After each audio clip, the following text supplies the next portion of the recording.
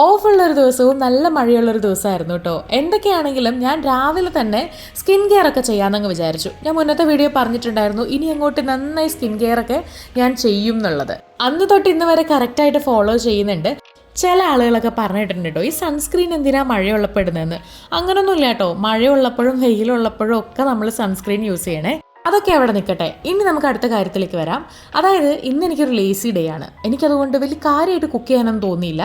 അപ്പോഴാണ് ഞാൻ മുമ്പ് എപ്പോഴോ ഇൻസ്റ്റഗ്രാമിൽ സേവ് ചെയ്ത് വെച്ചിട്ടുണ്ടായിരുന്ന ഒരു കുഞ്ഞ് റെസിപ്പിയുടെ വീഡിയോ ഓർമ്മ വന്നത്. നേരെ വീഡിയോ നോക്കിയിട്ട് ഞാൻ ഈ ഒരു സംഭവം ഉണ്ടാക്കാൻ തുടങ്ങി. ഇത് പ്രത്യേകിച്ച് വലിയ സംഭവമൊന്നും അല്ല കേട്ടോ.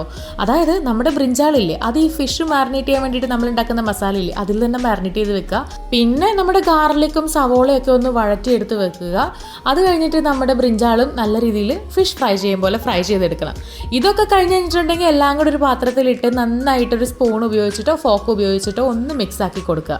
അപ്പോൾ ഏകദേശം ഒരു 15 മിനിറ്റ് കൊണ്ടൊക്കെ റെഡിയാക്കിയെന്ന് വേണമെങ്കിൽ പറയാം.